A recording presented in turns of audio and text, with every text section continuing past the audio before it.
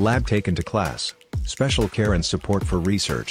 Global certifications. KL, deemed to be university.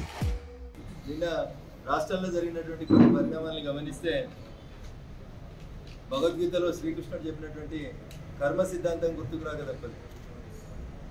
ఎవరు చేసుకున్నది వాడికే తిరిగి వస్తుందంట. నువ్వు ఈ సమాజానికి ఏమిస్తే అది నీకు తిరిగి వస్తుంది. అది అక్షరాల భారత రాష్ట్ర సమితి అనేటువంటి పార్టీకి మెదక్ జిల్లా నుంచి గెలిచినటువంటి 4 శాసనసభ్యులు నిన్న కేవలం శాంపుల్ చూపించినట్టు మేము భావిస్తూ ఉన్నాం. ఈ జిల్లా ప్రజలు భావిస్తూ ఉన్నారు. కప్పిపుచ్చుకున్నందుకు కొద్దిసేపటి క్రితం మళ్ళీ బలవంతంగా తీసుకుపోయి వాళ్ళ 4 కూర్చోబెట్టి మళ్ళీ ప్రెస్ మీట్ పెట్టించినట్టు కనబడుతుంది. కానీ నేను చాలా సందర్భాల్లో ఒక సైన్స్ టీచర్గా చెప్పేటోని, భూమి గుండ్రంగా ఉంటుంది, మనం ఏం చేస్తే మనకు అది తిరిగి కొంతకాలం తర్వాత రిటర్న్ వస్తుంది అని చెప్పేవారు. మీరు అధికారంలో ఉన్నప్పుడు ప్రోటోకాల్ అనే పదానికి అర్థం లేకుండా చేశారు. ఎమ్మెల్యేలు పార్టీ ఎందుకు మారుతున్నారు సార్ అంటే, నియోజకవర్గాల్ని అభివృద్ధి చేసుకోవాలంటే అధికార పార్టీలోకి రావాలి. ప్రజలే వాళ్ళని దోలిస్తున్నారు. ఇది బావబామర్దులు వల్లించినటువంటి భగవద్గీత. ఇలా బావకు తెలియకుండానే ఈ జిల్లాకు సంబంధించినటువంటి 4 ఎమ్మెల్యేలు హరీష్ రావు గారి ప్రోత్సాహం లేకుండా, హరీష్ రావు గారి ప్రోత్బలం లేకుండా, హరీష్ రావు గారికి తెలియకుండానే ఈ 4 ఎమ్మెల్యేలు పోయి నిన్న ముఖ్యమంత్రి గారిని కలిసి వచ్చిర్రా. ఏం జరుగుతుంది అసలు మీ కుటుంబంలో అనేది ప్రజలకు తెలుసుకోవాలనుకుంటున్నారు.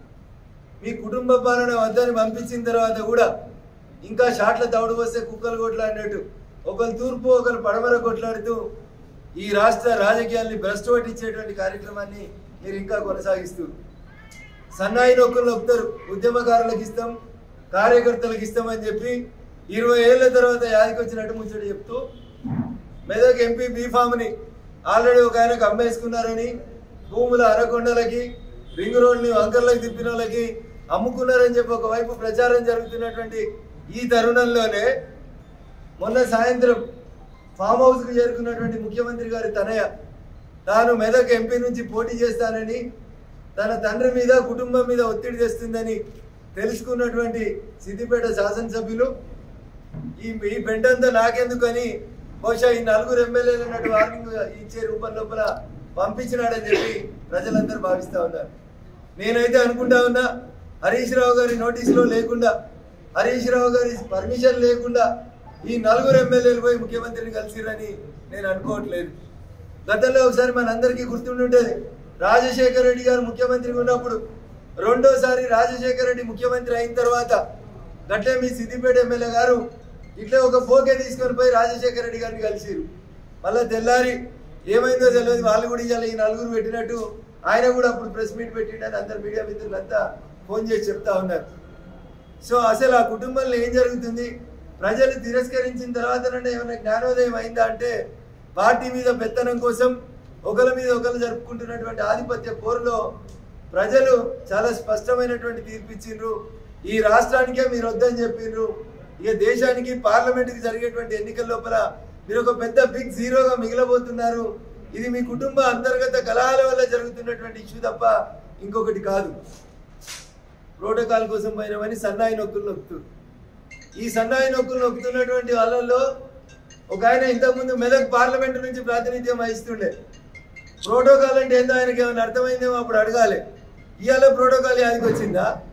2 రోజులు పోలీసు వాళ్ళు ఎస్కార్ట్ రాకపోతే మీకు భయం అవుతుందా? ఇప్పుడు ప్రోటోకాల్ ఎందుకు? మీరు అధికారంలో ఉన్నప్పుడు ప్రతిపక్ష ఎమ్మెల్యేలకు కనీసం నియోజకవర్గ అభివృద్ధి నిధులు కూడా ఇవ్వకుండా కళ్యాణ లక్ష్మి చెక్కులు పంపాలంటే 3 ఎమ్మెల్సీలు, ఎంపీలు, జిల్లా పరిషత్ చైర్మన్లను పంపించి ప్రతిపక్ష ఎమ్మెల్యేలను ఇబ్బంది పెట్టిన రోజు ఈ జ్ఞానం లేదా మనకి? ప్రోటోకాల్ అంటే ఆ రోజు తెలియదా?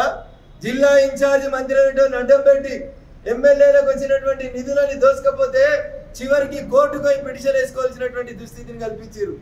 ఎవరు తెచ్చిరు ఈ దుష్ట సాంప్రదాయాన్ని? భారత రాష్ట్ర సమితి అనేటువంటి మీరు, మీ నాయకుడు చంద్రశేఖరరావు గారి నాయకత్వంలో మీరు ప్రతిపక్షాలని నిర్వీర్యం చేసుకోవాలని చూస్తే నీవు నేర్పిన విద్యయే కదా నీరజాక్ష అని. ఇలా 4 పోయారు, రేపు ఇంకో 5-6 పోతారు, మొత్తం 26 మంది జమ అయినాక నువ్వెట్లయితే కండువాలు కప్పినవో రేపు కాంగ్రెస్ పార్టీ కూడా నీకు అదే బుద్ధి చెప్తుంది. దాంట్లో ఇంకా డౌట్ ఏముంది? క్రిస్టల్ క్లియర్ కనబడుతుంది. నువ్వు కూడా అట్లే ఇద్దరిని నియోజకవర్గ అభివృద్ధి కోసమని, ప్రోటోకాల్ కోసమని ఇద్దరిని అప్పుడు నలుగురిని కలిసి మొత్తం నీకు 2/3 వచ్చిన తర్వాత ఒకటే రోజు కండువాలు కప్పి విలీనమైంది అన్నావు ఎల్పి. ఏం జరుగుతుంది? భూమి గుండ్రంగా టర్న్ అవుతా ఉంది. కాకపోతే నువ్వు చేయడానికి నీకు 7 ఏళ్ళు పట్టింది, వాళ్ళకి 7 నెలలు కూడా అవసరం లేనట్టుంది బహుశా కాంగ్రెస్ పార్టీ.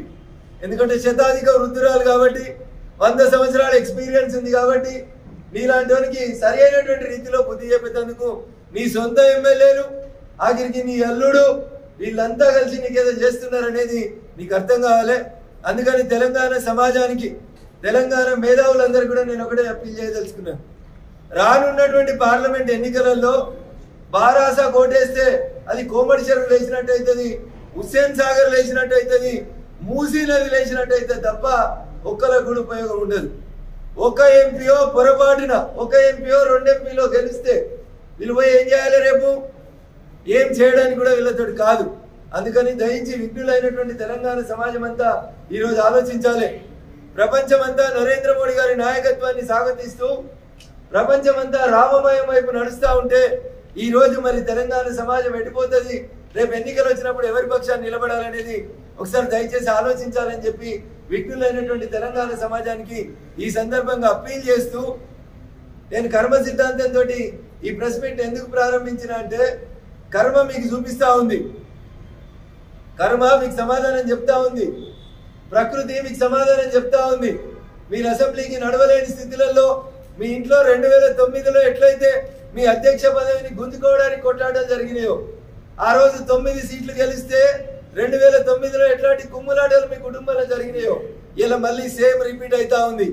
కాబట్టి ప్రజలారా, బారాస అధ్యాయం మొన్నటి ఎన్నికలతోటి ముగిసింది.